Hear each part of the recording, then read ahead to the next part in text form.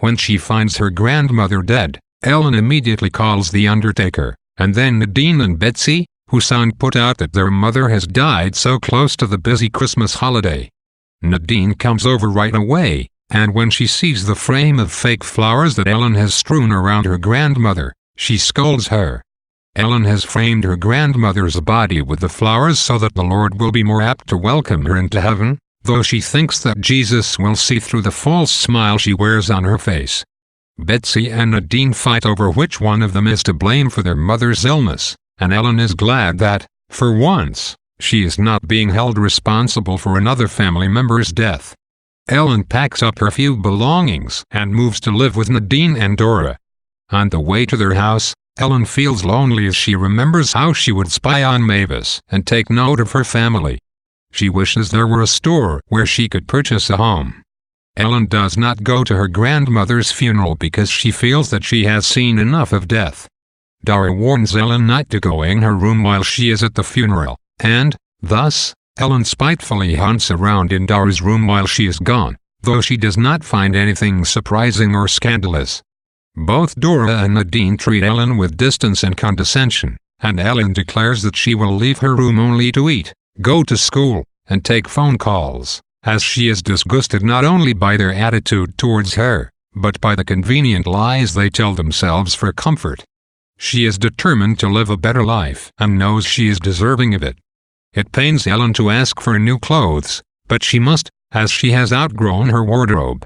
Nadine gives her a bit of money, and Ellen takes herself shopping. While in the store, Ellen makes a conscious effort to look earnestly, and eventually finds a dress she thinks is the most beautiful dress she's ever seen. When she puts on the dress and looks at herself in the mirror, she thinks she could fall in love with herself and takes the dress as the first sign that her luck is changing for the better. Surely enough, the following Sunday, during church, Ellen sets her sights on her new mama. While everyone is praying, Ellen looks at her new mama, then up at the Lord to thank him for sending her the dress, because in it, she looks like she is worth something.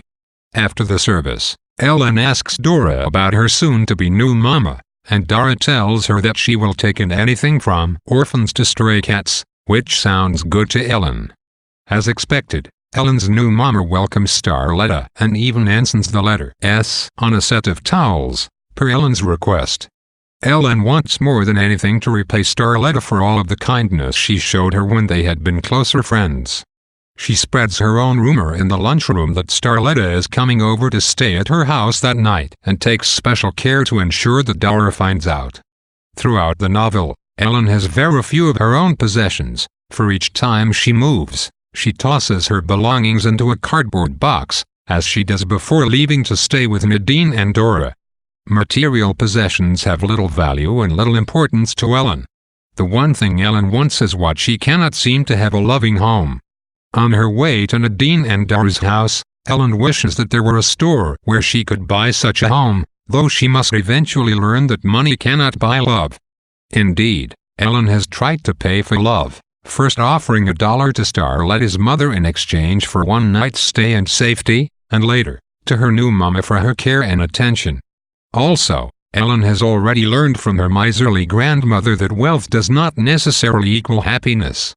Despite what she has learned in the past, Ellen's foremost need is for a stable, loving home, and the only way she knows how to attain it is to pay for it, as she has learned to do with everything else.